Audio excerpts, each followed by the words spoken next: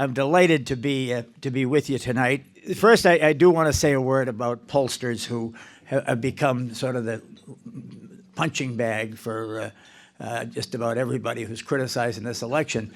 They predicted, the consensus was that Hillary Clinton would win by 3 points.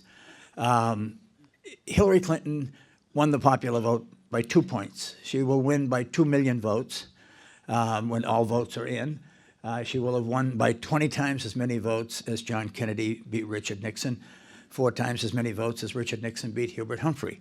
But we don't have our presidents determined by popular vote. We have the Electoral College.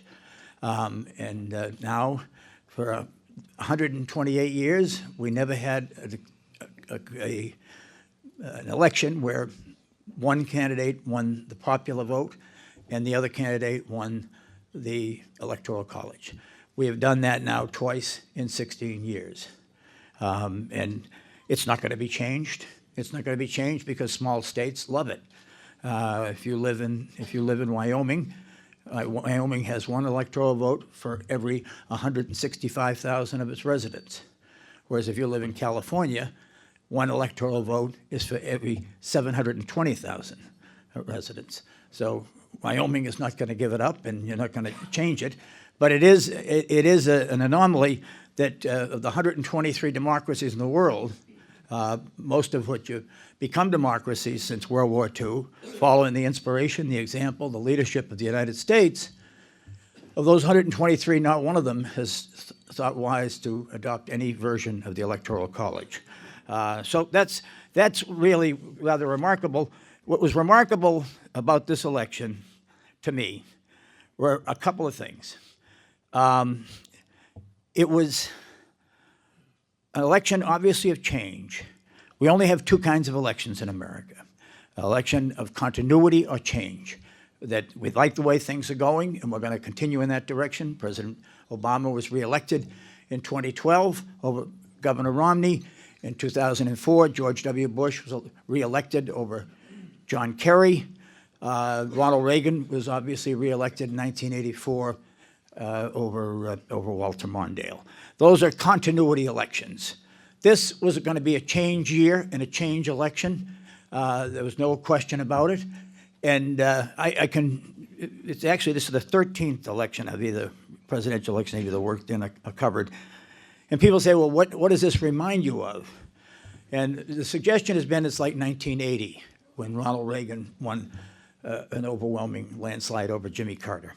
That year, if you recall, Jimmy Carter's had a very admirable former president and a very smart and conscientious and patriotic man, but his job rating in the Gallup poll had actually fallen below the prime interest rate. We've never had that happen before in this country.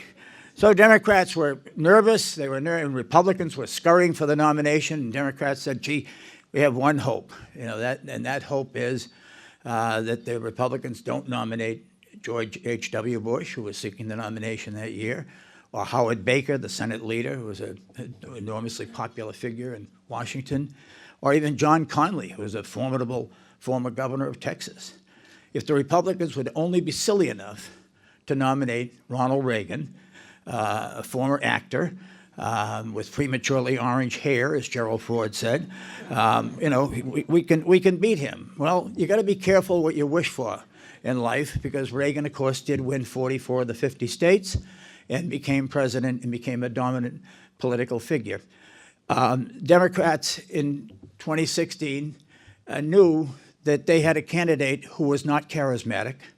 They had a candidate who probably was most closely similar, in my judgment, to the Republican candidate in 1968, in the sense that she was talented, she was tough, she was experienced. Even her adversaries and critics acknowledged that she was smart. In 1968, the Republican candidate had been tough and experienced and smart and knowledgeable, but Richard Nixon and Hillary Clinton both had the same problem. That was, people didn't like her and didn't like him, and they didn't trust him and they didn't trust her. And it was a problem that was never dealt with in the campaign.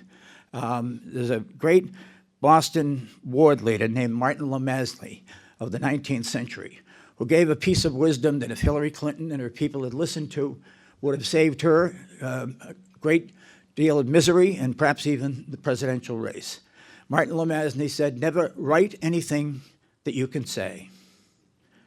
Never say anything that you can wink. Never wink anything that you can nod. And that, just very simply, that was in a pre-email era, but it was good advice. And if Hillary Clinton had followed anything comparable to it, without the email trail and all that it came to mean, she would have been constantly on the defensive. But this campaign, beyond being changed, the Democrats were trying to win a third White House term. Only once since World War II has one party been able to hold them to the White House for 3 consecutive elections. That was 1988, when George H.W. Bush, the vice president, succeeded Ronald Reagan. And Ronald Reagan at that point was at 60% approval in the polls, and by a 2-to-1 margin, Americans thought the country was headed in the right direction. President Obama has risen now to the point where he's at 56, 57% approval in the polls. But that, quite bluntly put, is an indictment of both Hillary Clinton and Donald Trump. He started to look very appealing as the prospect of one of them winning the presidency loomed ever larger in people's minds. And there's an old saying in the Marine Corps, there's no duty station better than the one I just left, and none worse than the one I'm presently at. And Barack Obama is a beneficiary of that. And I predict that his job approval record will only continue to rise in the coming weeks and months. But this election was going to be about change, and it was essentially a negative election, an election about fear. It was fear that it was never about hope. It was an election about fear. Donald Trump's message was a message of fear of what's happening to America, how it is changing, and how that change is not is leaving out great numbers of people, and that Hillary Clinton's was about the fear of Donald Trump, and that really there was precious little hope in this campaign. There was no humor, and believe me, after covering both of them for all this time, you just wish that either one had had the capacity to have any kind of self-critical or self-deprecating lines. Speaking of Reagan, whom I covered and came to know, not intimately, but Reagan is not Donald Trump. Ronald Reagan had been governor of California for 8 years.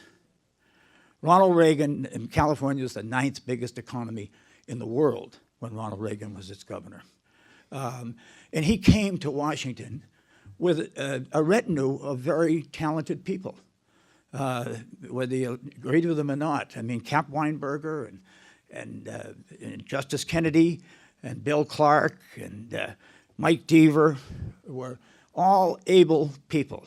He hired in Jim Baker, the best chief of staff in my time in Washington, a master of policy and politics and substance and press. And what was so revealing about Reagan's choice of Jim Baker, and what is so disturbing of what is going on in this transition so far, is that Ronald Reagan hired Jim Baker, who had run the last 2 campaigns against him. He had run George Bush's campaign in 1980, which had gotten pretty vicious and accused Ronald Reagan's supply-side economics of being pie in the sky and Looney Tunes and everything else.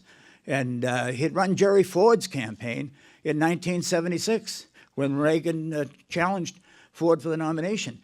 And yet Reagan could look at his own people, Ed Meese and Mike Deaver and all of them, and say, I need somebody with more dimensions than any of them brings to it. And he hired Jim Baker. What is most distressing at this point is that loyalty is become the basic test, it seems, in who's going to be close to the king. And that loyalty so far has essentially been holding back any criticism of the president-elect. So the Trump campaign was really about restoring the past rather than moving to the future. It was that there was an America that was concerned about an enemy abroad and an enemy at home where communities did not feel safe. And it was about American middle class that, in many respects, particularly white Americans who felt that who had not been to college, who felt that they had been forgotten, looked down upon, and even disregarded. Since, and you know the numbers as well as I do, I mean, the median household income in the United States is lower today than it was in 1999. And we're talking about people who don't have mixed portfolios. We're talking about people whose entire estate is their home, and who saw those homes, in many cases, threatened in 2008, at least diminished in value, or the neighborhood itself damaged and wounded by what went on. And they saw their own futures and their own lives less hopeful, less promising, and more fearful. They were less secure about their future, and they, in many cases, saw their own communities as you travel across the country, from particularly Akron, Ohio, or Springfield, Ohio, or Dayton, Ohio.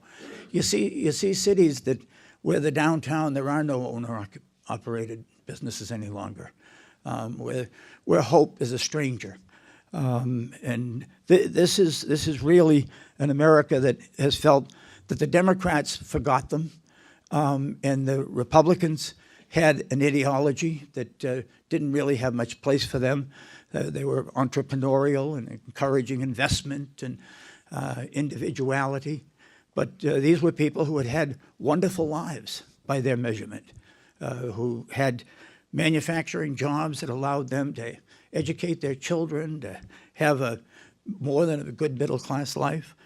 And that was gone. But compounding that problem and the alienation for this group was that they were looked down upon. They were regarded as rubes, or bigots, or narrow-minded. I mean, if in fact you didn't endorse or champion same-sex marriage, you were almost scolded for being unenlightened. When Barack Obama ran and was elected President of the United States, he did not support same-sex marriage. So, I mean, these are people that are feeling, you're looking down on us, our own lives have been we are the victims. And when it happened, when this terrible thing happened in 2008 and 2009, and the first reaction in Washington was, we must find out who did this and run and give them hundreds of billions of dollars to make them whole. And not a single one of these people has ever walked in the dock of justice. And that doesn't go unnoticed in Dayton, Ohio, or Toledo, or anywhere else in Pennsylvania. And Donald Trump spoke to them. He spoke to them and he said, you matter, and you've been badly treated, and the system is rigged. And yes, immigration has hurt you too, and they're driving down your wages. And he said a lot of other things that you hope for your grandchildren they weren't listening and weren't recorded. But this really was sort of the heart of this election. We have, let's be very blunt about it, we've seen a coarsening of our culture over the past generation. Whether it's reality TV or the housewives of Atlanta, the housewives of wherever else, or Jersey Shore, there's just been sort of the standards have slipped to the point where, in addition to that there's a sense that the middle itself has been hollowed out in this country. Of the 229 major metropolitan areas in the United States, 203 of them have seen the middle class, middle income group shrink since 2001. Yes, there's been improvement at the top, and yes, there's been some growth at the bottom as well, and lower income group has grown. But this is the landscape of the election of 2016. 70% of Americans thought the country was on the wrong track. This is the figure that absolutely floors me. 69% feel angry because our political system seems to be only working for the insiders with money and power, like those on Wall Street or in Washington, rather than working to help everybody, everyday people get ahead. I mean, that is it in a nutshell. I mean, what it really came down to, and they asked, what is the most important quality you're looking for in a president? 2 out of 5 voters on election day said, someone who will make major change in Washington. And Donald Trump won that vote 81-13. So it truly is an earthquake of an election. The Democrats took a real hit, and for Democrats not to acknowledge it or understand it, they do so at their own peril. Hillary Clinton, yes, did win 2 million more votes than Donald Trump. But the Democrats went into this election controlling the governor's house and state legislatures, both houses, in 7 states. 7 states out of 50. That's the lowest number since the Civil War, when there were 15 fewer states in the country. And they came out of this election with 5 states where the Democrats have a governor and control of both houses of the legislature. The Republicans are the ascendant party. I mean, they win governorships. I mean, your own state being an example. In 2009, when Barack Obama was sworn in as president, there were 257 Democrats in the House of Representatives. 188 going into Election Day this year. That's a loss of 69 House seats. Add to that, there were 60 Senate Democrats. Now there'll be 48. That's a loss of 12. There were 28 Democratic governors. Now there's 15. That's a loss of 13 governors. So it's you could get into a car today and drive from Trenton, New Jersey, across the country, and with the exception of the Blue Island of Illinois, you could drive through Pennsylvania and Ohio and Wisconsin and Indiana and Missouri, with the exception of Illinois, and go out there from Kansas to Missouri to Montana, all the way across, with the only anomalies being the Latino states of New Mexico, with a large Latino population and with a growing Latino population in Colorado, and never go through a state the Democrats carried, all the way to Nevada.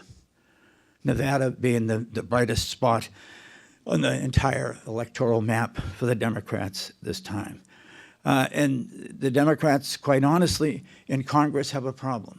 You may have noticed there's a mini revolt against Nancy Pelosi, who was probably, with all reverence and affection I have for Thomas P. O'Neill, a great speaker, she was probably the most effective speaker in 2009, 2010 of anybody I've seen in my 50 years in Washington. She's been the Democratic leader for 14 years. And the Democrats have a rule in the House of Representatives which the Republicans don't, which works for the Republican membership. And that is this, that you can only be a committee chairman for 3 terms on the Republican side. They're term limited out. Can argue we lose expertise, we lose continuity, but it does make space for younger members as they come along. On the Democratic side, there is no comparable rule. So the Democrats and the Democratic leadership has grown a little long in the tooth. I can say that as a child of the Depression myself, without being accused of being ageist. But we're going to have big fights with Donald Trump over Obama, the repeal of Obamacare, of which the Republicans in the House have voted 63 times to repeal it and 0 times to replace it. but there will be a promise made, a promise kept. So they will repeal it. And the only thing they want to do is keep the good parts now. They want to keep pre-existing condition. They want to keep children on their parents' health care plan to the age of 26. They just don't want to have any mandates. So they're actually suggesting the impossible legislatively. But that aside, the fight will be in the House Ways and Means Committee, which is where the tax writing is. The Democratic ranking member there is Sandy Levin of Michigan, a wonderful guy. He's 85 years old, and he's not media savvy, and this is where it's going to be fought out. It is a Republican nation right now. I know in blue Massachusetts that must be alien talk, but both houses are controlled by the Republicans, the House and the Senate. There is not a Democrat who can hold a hearing on Capitol Hill right now with any authority because the Republicans are in the majority. The Republicans will pick the court. The Republicans have the presidency. So at some point, you've got to look, if you're a Democrat, and say, what are we doing wrong? That there are 4 stages of defeat when a party loses, in my experience. The first thing that losing party does is blame its own candidate. That's sort of a popular, convenient explanation as to why we lost. In 2000, when the Democrats lost, they blamed Al Gore. It was Al Gore's fault. He was so dull, it was Al Gore, that his Secret Service name was Al Gore.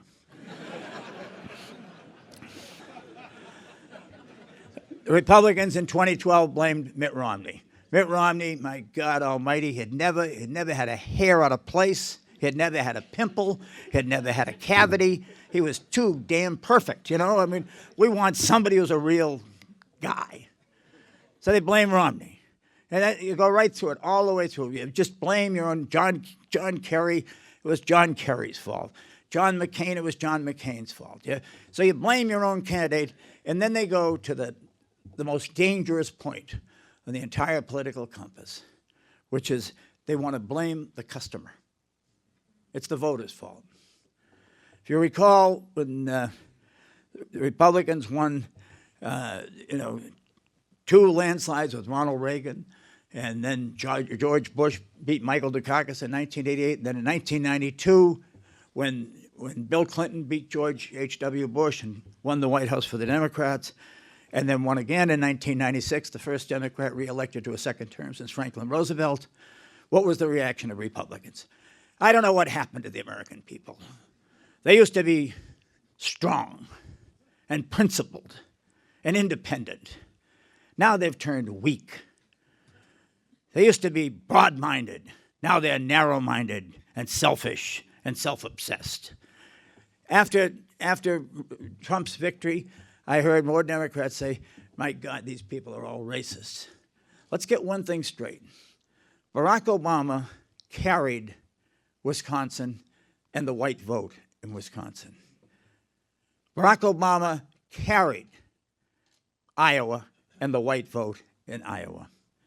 Barack Obama carried Michigan and the white vote in Michigan. So you can't say of the same people who voted for an African American for president that now they're turned into mean-spirited racists overnight. If you do, you're making a terrible mistake, and I'll tell you why. We only have 2 parties in this country. In order to win, you got to get 51%. If you're going to call more than half of the voters ethical eunuchs and moral lepers, you're probably not going to have much luck in trying to reach out to them. Republicans learned that at their own pain after Bill Clinton's victories, and Democrats should be forewarned not to do it this time. I'll be honest with you, I was amazed by Trump's victory. When the voters who voted on Election Day, the exit polls, I love exit polls. I'll tell you why. We do 25,000 people. We interview them as they're coming out of the polling place. They don't know who's won. They've just voted. So it's all fresh in their own mind. There's no winner bias. They're not trying to, explain that they were on the winning side. And they're not, it's not somebody you're interviewing before the election who intends to vote and never shows up on election day. These are real voters. They've just come out. So you ask them and say, what do you think? Donald Trump, is he qualified to be president? 38% say he's qualified. 60% say he isn't. Does Donald Trump have the temperament to be president of the United States? 38% say yes, he's got the temperament. 60% say he doesn't. So you've got 1 out of 5 voters who are voting for Donald Trump who do not think he's qualified and do not think he has the temperament. That tells you how much they want change. They're willing to take that risk, and they recognize that risk.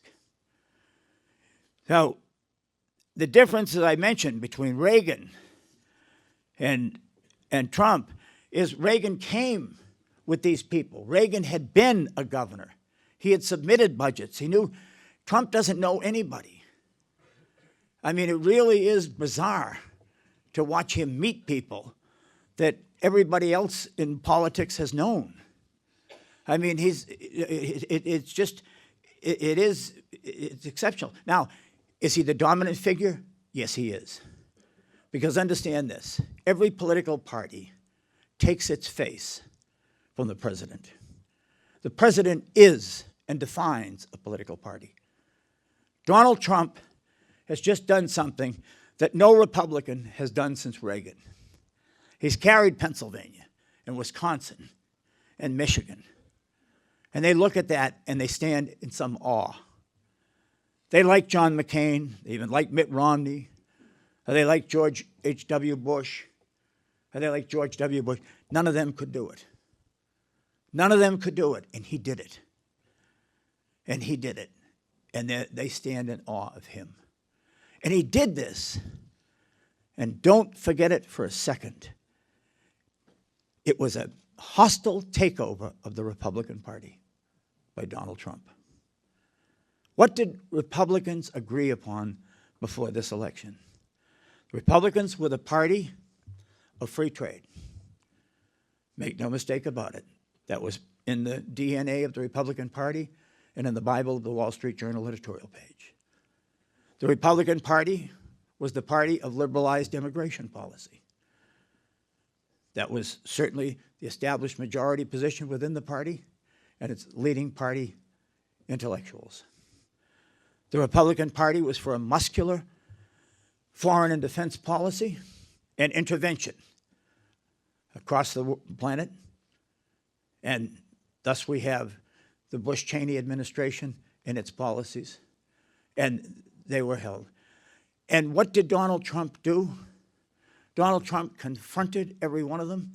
In addition to that, the Republican Bible had read, we have to tame entitlements. We have to limit Social Security and Medicare and its growth and cut back on it. And what was the first thing Donald Trump did when he announced, I won't touch a single gray hair on the beautiful head of Social Security or Medicare?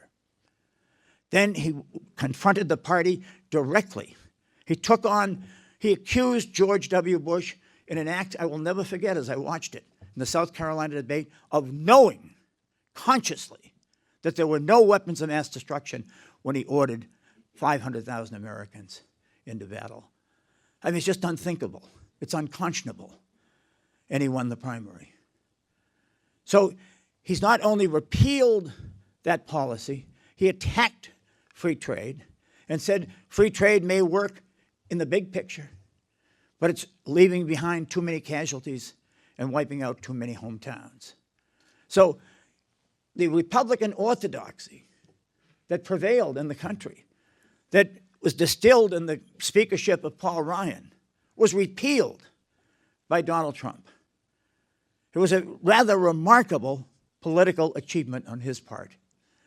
So now we sit here tonight and we think about whom Donald Trump is considering to be Secretary of State. And one of the top people on the list is a man named John Bolton. John Bolton doesn't endorse invading and bombing Iraq. He endorses and publicly endorses bombing Iran. He may have endorsed bombing Canada. He is the original neo-con. I mean, there's nobody more militaristic in America in John Bolton.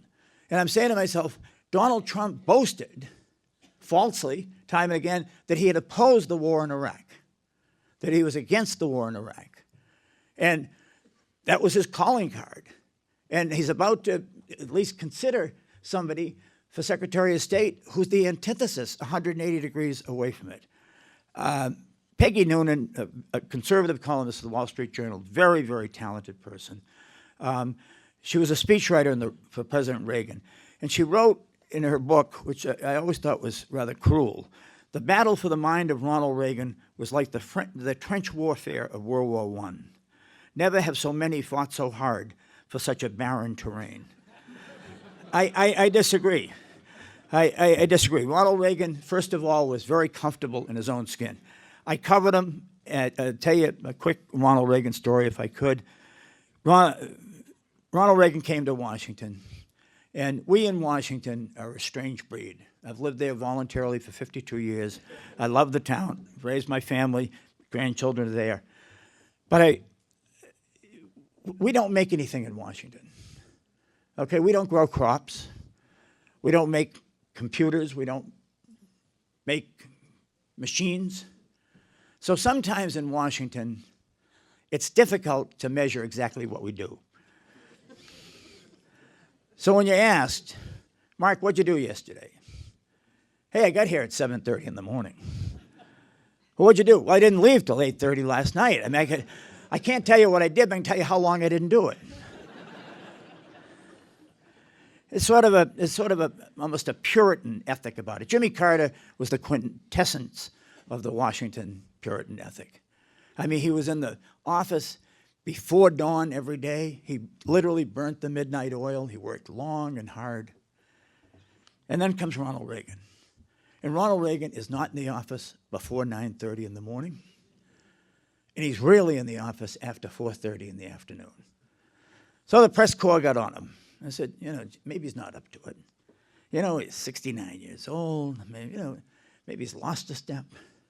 So the first meeting Reagan has with a group of us reporters off the record, he stands up and he says, they tell me hard work never killed anybody, but I figure why take the chance? Now, from that point forward, nobody could even, you'd look like a scold if you criticized him. But what Reagan could do, which unfortunately neither of these two candidates could, either Donald Trump or Hillary Clinton, was he used to say things, did Ronald Reagan, that were not factually precise. There was no attempt to deceive because deception was not in the man's soul. But along the way, and it had been a long way, he picked things up and they got on the 5x8 cards. Sometimes they didn't have a strong empirical foundation to them. And we on the press bus used to call these little jewels factoids. They weren't fact, they weren't fiction, they were factoids. One of Governor Reagan's favorite factoids was there are 113 taxes on a loaf of bread. There are not 113 taxes on a loaf of bread. He was asked about this by a young Associated Press reporter. He said, Governor, could you tell us your source for that? And the Gipper with that 10,000-watt grin of his said, Reader's Digest, April 1956, Right next to Humor in Uniform, I think is where it was. We're in Steubenville, Ohio, September, election year, and Ronald Reagan delivered what remains my all-time favorite factoid. Trees cause more pollution than automobiles. We all headed for the phones because we knew this was as good as it was going to get. It wasn't going to get any better. I mean, it's a great concept. The next time the New Jersey Turnpike and your eyes are watering, blame a pine tree in Maine. As luck would have it, our next stop was in Southern California. It was the worst air pollution inversion week in the Los Angeles basin in 16 months. In 16 months. We go out to Claremont College, where Mr. Reagan is scheduled to speak, and some wise guy graduate student had hung a sign on a tree, and it said, "Cut me down before I kill again." And nobody laughed harder at it than Ronald Reagan. So, it was just a joy to cover him, even though I disagree with him on 9 out of 11 issues. It never bothered him. He won 44 states one time and 49 the next. As far as this past election, you do run into candidates whom you like, surprise you like, and others whom you hope you like, and they turn out to be jerks. Probably Ted Cruz from Texas may be the most thoroughly unlikable person ever to seek national office. He's hands down the most unpopular person in the Senate, which he used as a credential. And John McCain said, Lindsey Graham asked John McCain, he said, why do people take such an instant dislike to Ted Cruz? And McCain said, because it saves them time. So, but I thought Ted Cruz's campaign was good. He did well, and it's an inspiration to kids all over America who thought they'd never be able to run for president because nobody liked them. And I think in that sense it's a real plus. So, and he does come from Texas, which is the source of more than a few great political lines and political figures and characters. Nobody better than one of my favorite women named Ann Richards, who was governor of Texas and a great human being. And Ann Richards used to remind us that she was not the first woman governor of Texas. That the first woman governor of Texas, you can look it up, was a woman named Miriam Amanda Ma Ferguson. Ma Ferguson. She succeeded in the governorship, did Ma Ferguson, her husband Pa Ferguson, who remains to this day the only Texas governor arrested, indicted, tried, and convicted while in office. And Ma Ferguson took over the governorship. She was a woman of very limited education, but she was a woman of real character. She took on the Ku Klux Klan when that noxious group was at an all-time high in power in Texas.